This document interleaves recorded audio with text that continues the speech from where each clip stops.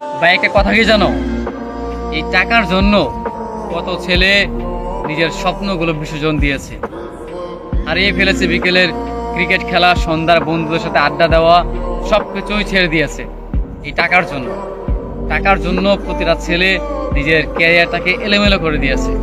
পরিবারের কাছ থেকে নানা ধরনের কথা শুনেছে, প্রিয় মানুষকে হারিয়েছে, বন্ধু বান্ধবের থেকে আলাদা হয়ে গিয়েছে, হারিয়ে ফেলেছে তার বিকেলের আড্ডা, সন্ধ্যার আড্ডা, কিংবা বিকেলের ফুটবল ম্যাচ, ক্রিকেট খেলা, ঘুরে বেড়ানো, এই সব কিছু মানে পরিবর্তন করে ফেলেছে শুধুমাত্র নিজের ক্যারিয়ার ভালো রাখার জন্য, মানে প্রতিশ্রুতি করার জন্য বা টাকা ইনকাম করার জন্য।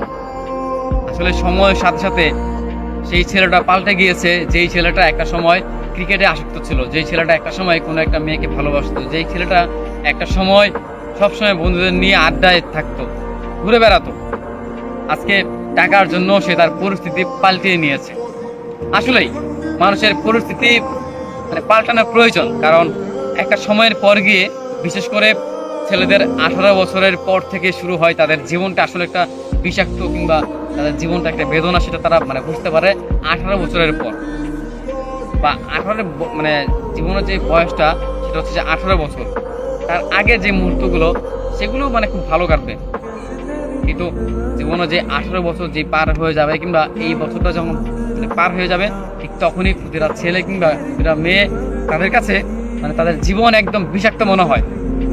তাদের একদমই মানে নিজের জীবনটাকে তারা মানে ভালো লাগে না।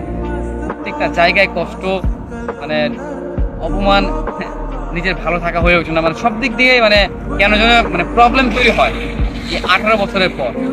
আর বিশেষ করে ছেলেদের, এটা ছেলেরা এই টাকা যদি উপার্জন করতে না পারে, কিংবা নিজের ক্যারিয়ার যদি উজ্জ্বল করতে না পারে, তবে তার কোথাও দাম নেই।